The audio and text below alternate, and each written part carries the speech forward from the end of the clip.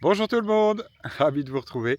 Mercredi 23 avril, je me trouve dans un bois du côté de Pavie, à 18 km de Pavie, où je m'apprête à bivouaquer. Donc c'est reparti, chemin de pèlerinage de Poitiers à Rome, 11e chapitre. Nous sommes le mercredi 23 avril.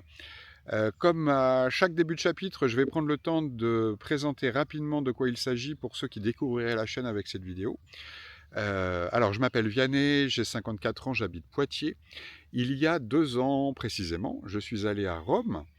La photo que vous voyez là, je suis devant la porte sainte de la basilique Saint-Pierre de Rome. Alors d'une part, j'ai pas encore de barbe, mais surtout à ce moment-là me vient l'idée de revenir à Rome, mais cette fois-ci à pied. C'est un projet que je commence à réaliser 2 mois plus tard, en juin 2023, avec l'ambition de rallier Rome si possible avant la fin de l'année sainte 2025, donc en 2 ans, et donc par chapitre. J'ai réalisé peut-être 8 chapitres entre juin 2023 et juin 2024 qui m'ont mené de Poitiers à Albertville. Là, j'ai fait une pause jusqu'à l'automne 2024.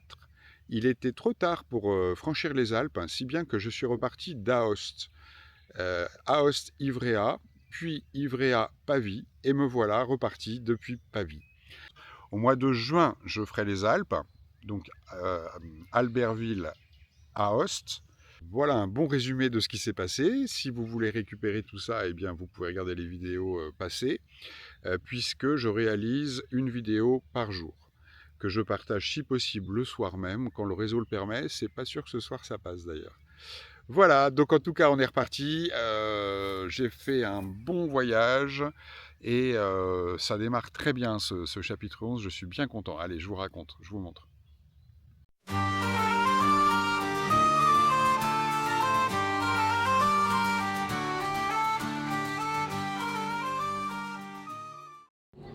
Mardi 22 avril, il est midi et quart. Je quitte ma maison de Poitiers.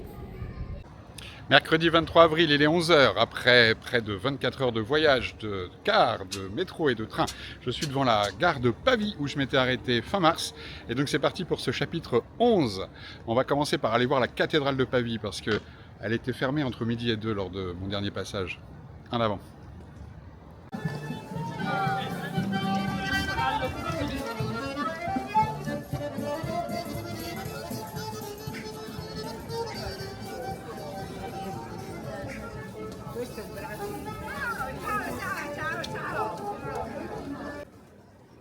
La cathédrale de Pavie est un monument de la Renaissance italienne qui impressionne par ses grands volumes, le grand espace. Elle est surmontée d'un dôme qui culmine à 97 mètres de haut et fait 34 mètres de large. C'est l'un des plus imposants d'Italie, après la basilique Saint-Pierre de Rome, le Panthéon et la cathédrale de Florence.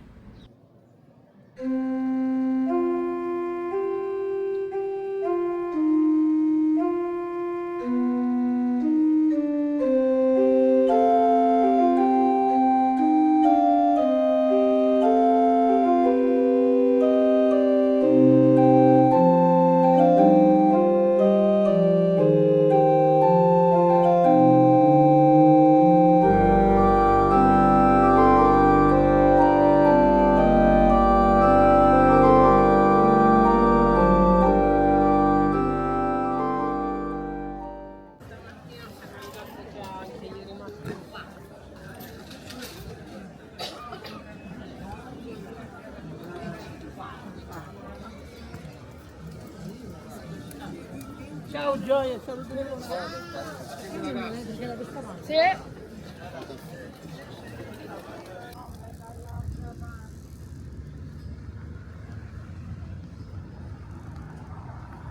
Alors devant nous, il y a des tours médiévales, là. Pas plus d'indications. 2 grandes tours là.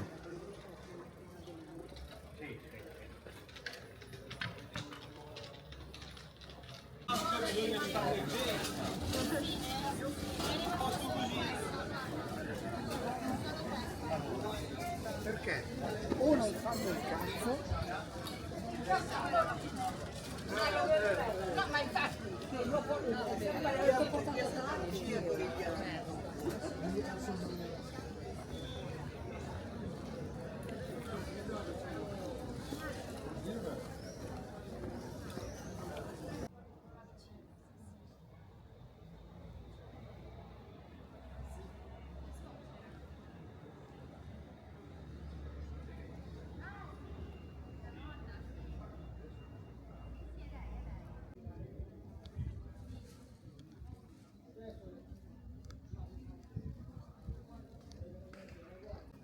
Alors nous sommes devant l'église Santa Maria del Carmine.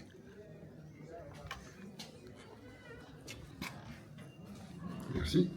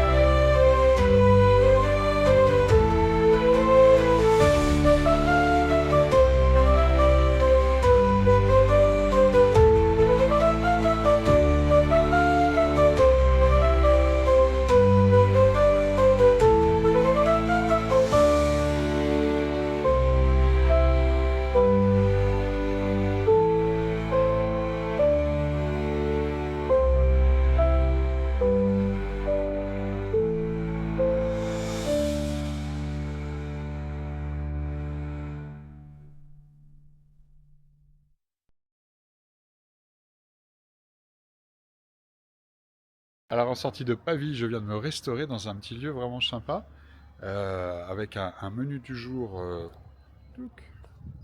un menu du jour à 12 euros, très bien, sur une petite place là, j'étais très bien, et c'est parfait parce que j'ai mangé que des sandwichs depuis avant-hier là, donc un petit repas à table avant de prendre le chemin, c'est parfait. En avant. En s'éloignant de l'hypercentre de Pavie, on passe devant cette église Saint-Luc.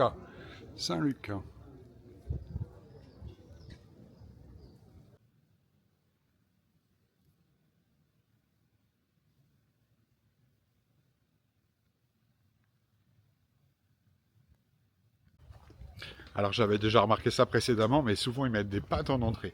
Là j'ai eu des pâtes aux fruits de mer, très bon vraiment. Et puis un petit poulet, patates, carottes, le tout pour 12 euros avec le café et les boissons, c'était parfait.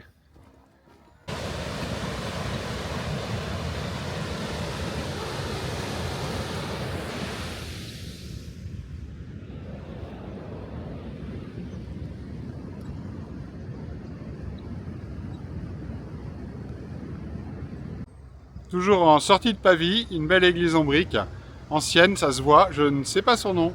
On va aller voir, elle est ouverte je pense. Je traduirais ça par sanctuaire paroissial de Sainte-Marie de la Grâce.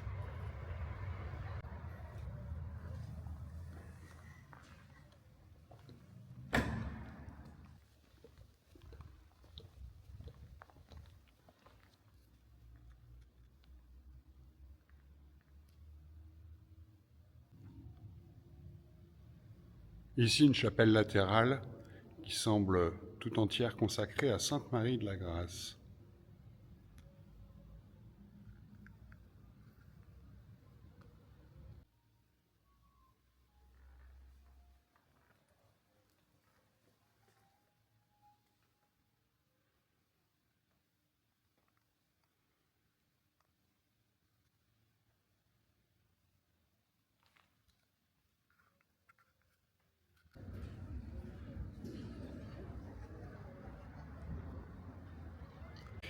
Alors là, je vois qu'ils proposent bag menu del Pellegrino 8 euros.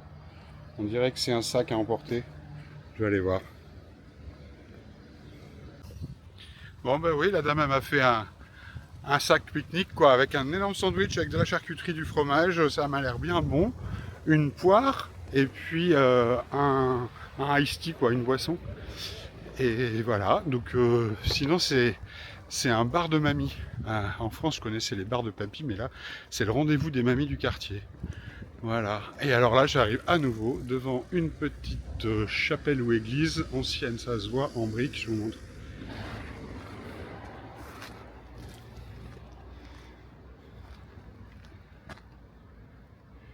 Je ne sais pas comment elle s'appelle. A priori, elle est fermée. Ouais, ça se voit d'ici. Elle est jolie. J'arrive pas à avoir une vue sur le chevet. Mais on peut remarquer là les petites arcades, les petits arcs romans tout le long du côté latéral. Toujours en sortie de Pavie, on quitte l'agglomération là. À nouveau une église, Saint-Pierre.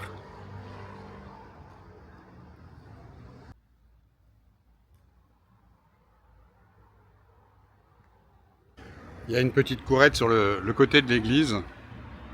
Et même si l'intérieur n'en donne pas l'impression, ici on se rend compte qu'elle est probablement ancienne. Au chevet de l'église, une fontaine à eau, il y en a beaucoup. Et il est indiqué ici qu'elles ont été installées notamment du fait de l'affluence des pèlerins qui grandit. Alors sur le panneau, on a l'autocollant Via Francigena comme d'habitude, mais il y a celui-là, Via degli Abbati. Je ne sais pas ce que c'est. La voie des abbayes peut-être. Je crois qu'il y a une voie des abbayes cisterciennes dans le coin. Voilà, 8 km que je marche et enfin un petit peu de campagne. Bien qu'il y ait des bourgades au fond là-bas, l'agglomération est importante. Alors ici, il y a une église qui est moderne. On voit qu'elle est en briques et en béton. On va aller voir si elle est ouverte.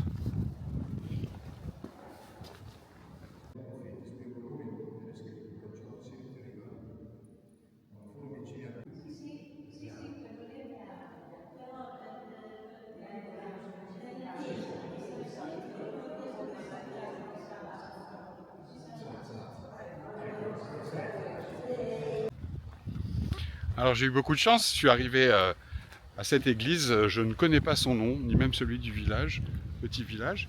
Et ce qui est sûr, c'est que je suis arrivé pile poil pour le début de la messe. Grand coup de chance, je suis arrivé pour le credo, donc autant dire le début. Hein. Donc j'ai pu assister à la messe, c'était très chouette.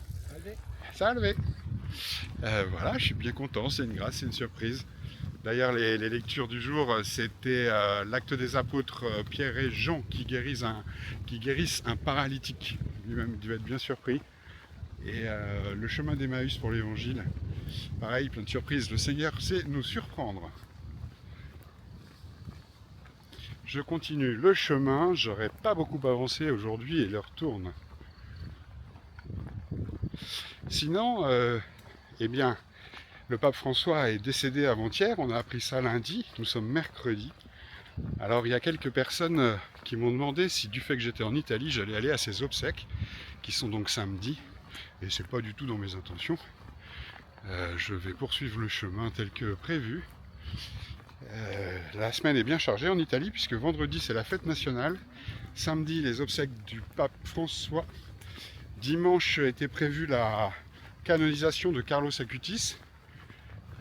Ça a été reporté sine die du fait du décès du pape François.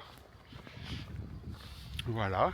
Et puis concernant cette nouvelle, là aussi il y a des gens qui gentiment m'ont envoyé des petits messages en me disant « Oh, tu dois être triste ». Pas du tout, je suis pas triste du tout. Qu'est-ce que vous voulez, il avait l'âge qu'il avait, on le savait fatigué. Il a rejoint le Créateur, donc c'est ce qui pouvait lui arriver de mieux. Donc je suis pas triste pour lui. Et il y a beaucoup de vent, j'espère que le son va être bon, j'arrive pas à faire marcher mon micro là, ça m'énerve. Et sinon, eh bien, on va avoir un nouveau pape. Hein. Le conclave va se réunir, chaque pape écrit un chapitre. On a un chapitre qui vient de se fermer, mais il y en a un nouveau qui va démarrer. Donc l'église s'arrête jamais. Il y a là encore des surprises qui nous attendent, c'est chouette. Moi je suis content. On a un chemin plutôt agréable. La météo est chouette également. Il y a des bancs un petit peu tout le long. Par contre, j'aimerais bien trouver une fontaine parce que je voudrais avoir mon stock d'eau pour la nuit. Il me manque 1 litre.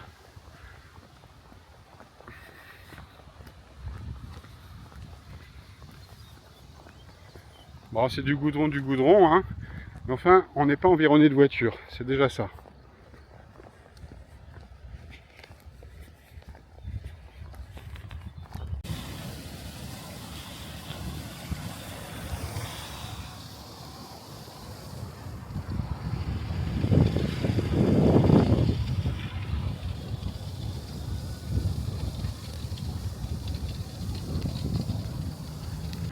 Ça, c'est juste pour vous montrer qu'il y a aussi des passages pas cool, quoi. Là, j'arrive du gros arbre qui est là-bas. Faut passer tout le rond-point ici. On marche le long des rails.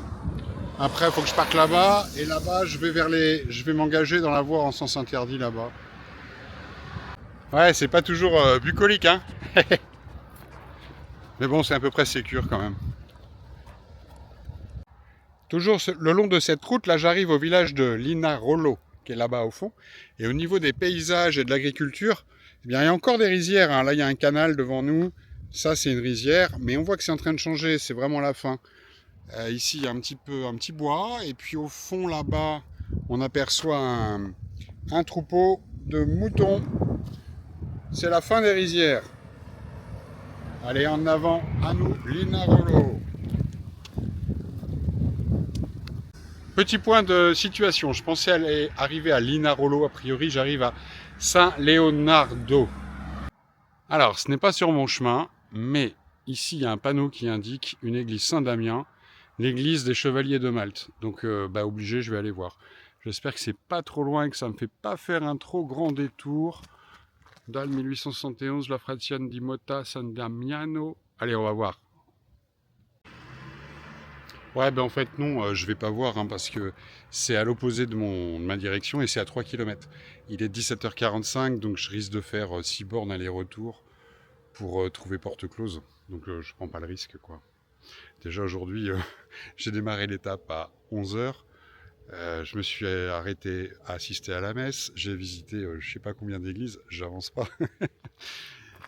Je vais devoir récupérer ça demain parce que demain soir... j'ai réservé dans un hostello qui est trop chouette. C'est une grange bénédictine. On verra ça demain. Alors, me voilà devant l'église de San Leonardo. Et là, il y a un chouette panneau. San Leonardo sur la Via Francigena. Voilà. Donc nous, on est là. Ça, c'est l'église de Saint-Damien que du coup, j'irai pas voir. Elle est là en photo. Par contre, là, on va aller voir San Giacomo. Ça ressemble à ça. C'est là. Avant, on va passer par Cristo di Vaccarisa. Et nous, on est là. Donc, le chemin à suivre, c'est ça. En avant. Ça fait des kilomètres que je profite d'une route en chantier pour marcher sur le chantier. Quand il n'y a pas de voiture, on entend les oiseaux. Il est 19h, c'est l'heure où les couleurs sont belles. Il pleut un petit peu. Je commence à zioter un peu pour essayer de repérer un coin de bivouac. Ah, j'ai eu beaucoup de chance d'arriver pile poil au moment où la messe démarrait dans cette église moderne. Pour démarrer ce chapitre, aller à la messe, ça tombe bien quoi. Je ne l'avais pas prévu et ça s'est produit quand même. Et c'est très chouette. Une petite messe de semaine, hein, c'est pas comme les messes du dimanche qui sont des messes communautaires. La messe de semaine, elle est plus rapide. On est plus dans une intimité avec le bon Dieu et avec soi-même. Et c'est plus rapide également. Mais quoi qu'il en soit, c'est une bonne façon de démarrer ce chapitre 11. Voilà, donc c'est une grâce qui m'a été donnée, une chance que d'arriver pour le credo, donc autant dire le début de la messe, par hasard, un bon hasard. J'arrive à Ospedaletto. Très jolie chapelle en arrivant ici. San Giacomo, je pense.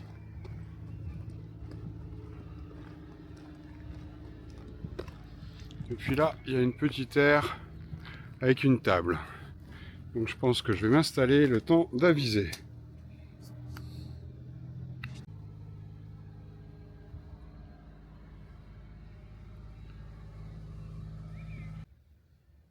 Voilà, bah je crois que j'ai trouvé mon coin de bivouac pour ce soir.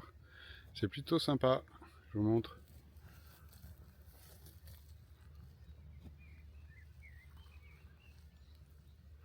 Là, juste devant, il y a des terriers de lapins.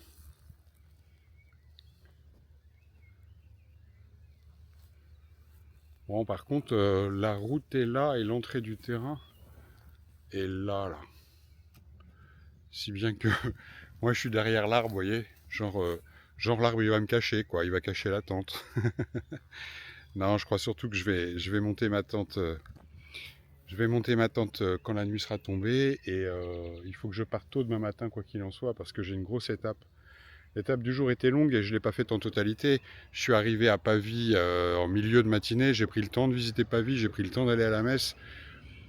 C'est très bien pour une journée de mise en route d'ailleurs. J'ai dû faire 17-18 km par là. Et demain, du coup, ça va m'en faire, je sais pas, plus de 30 en tout cas. Et voilà, j'installe le bivouac et je vous retrouve tout à l'heure. Tchuss. Ça y est, j'ai monté la tente et je vais avoir la compagnie des grenouilles ce soir. Je sais pas si vous les entendez.